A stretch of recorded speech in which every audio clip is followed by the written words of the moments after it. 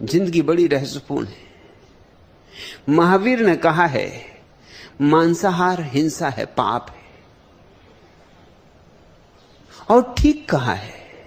दूसरे को दुख देना, हत्या करना भोजन के लिए, इससे बड़ा पाप और क्या होगा? और फिर ये बात कहां रुकेगी? अगर पशु पक्षियों को खाओगे तो मनुष्य को खाने में क्या हर्ज है? कल अखबार में मैंने देखा मध्य अफ्रीका का सम्राट बोकासो पदच्युत हो गया है, बगावत हो गई है।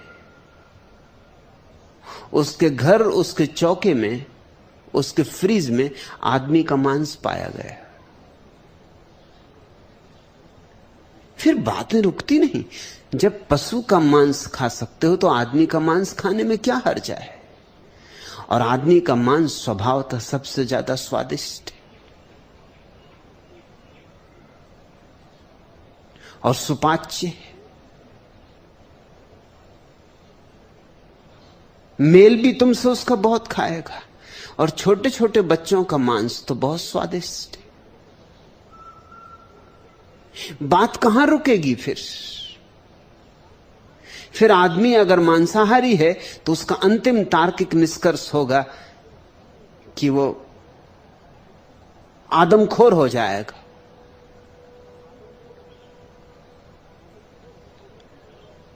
और आदमखोर हो जाने से बड़ा पतन नहीं, क्योंकि इस दुनिया में कोई पशु अपने जाति के पशुओं को नहीं खाता। कुत्ता कुत्ते का मांस नहीं खाएगा, कुत्ता कुत्ते को मार भी नहीं डालता, सिंह भी सिंह को नहीं मारता है और उसका मांस नहीं खाता है। सिर्फ आदमी गिरे तो इतना गिर सकता है, उठे तो इतना उठ सकता है। आदमी एक सीढ़ी है जिसका एक छोर नरक में लगा है, दूसरा छोर स्वर्ग में। महावीर ने कहा था मांसाहार पाप है, और ठीक कहा था। लेकिन बुद्ध हमेशा चीजों को बहुत तौल के कहते थे।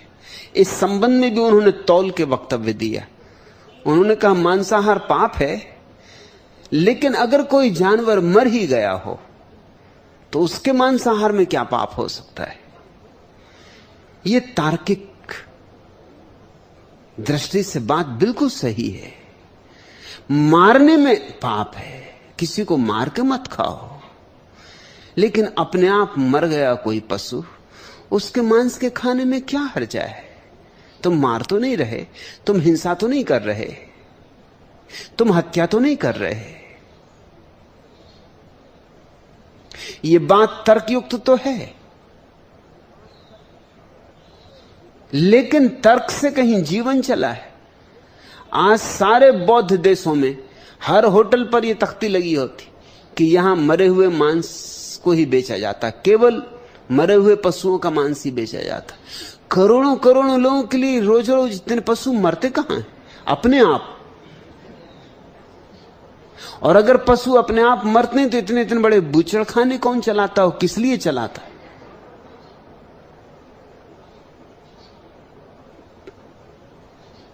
जैसे भारतीय होटलों में लिखा रहता है यहां शुद्ध घी का उपयोग किया जाता है,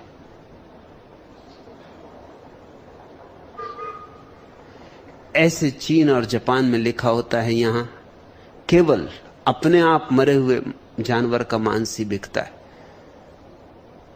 रास्ता मिल गया। बुद्ध ने तो बड़ी तर्कयुक्त बात कही थी, महावीर से ज्यादा तर्कयुक्त बात कही थी।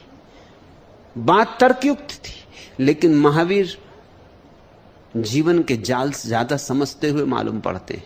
उनकी बात उतनी तर्कयुक्त नहीं है, लेकिन वो जानते हैं आदमी को सुविधा दो तो उस सुविधा में से और सुविधाएं निकाल लेगा। अच्छा है दरवाजा बिल्कुल बंद कर दो। बुद्ध ने दरवाजा खुला रखा। बुद्ध सोचते हैं जितनी बुद्धि से मैं जीता हूं उतनी ही बुद्धि से लोग भी जिएंगे। यह अपेक्षा मत करो, यह अपेक्षा गलत है। चमार भारत में अकेली जाति है जो मरे हुए जानवर का मांस खाती, और यही प्रमाण है उनका कि वे बौद्ध थे कभी। और दूसरे प्रमाण भी हैं, लेकिन यह बहुत बड़ा प्रमाण है कि वो बौद्ध थे, क्योंकि भारत में कोई दूसरी जाति मरे हुए जानवर का मांस नहीं खाती। इसी आधार पर डॉक्टर अंबेडकर ने यह निर्णय किया कि चमारों को कम से कम और संभव हो तो सभी शूद्रों को पुनः बौद्ध हो जाना चाहिए, क्योंकि मूलतः हम बौद्ध थे। रैदास चमार है, जैसे किसी गहन अंतस्थल में बुद्ध अब भी गूंज रहे, वही आग। लेकिन रैदास ने उस आग को आग नहीं बनने दिया, उस आग को रोशनी बना लिया।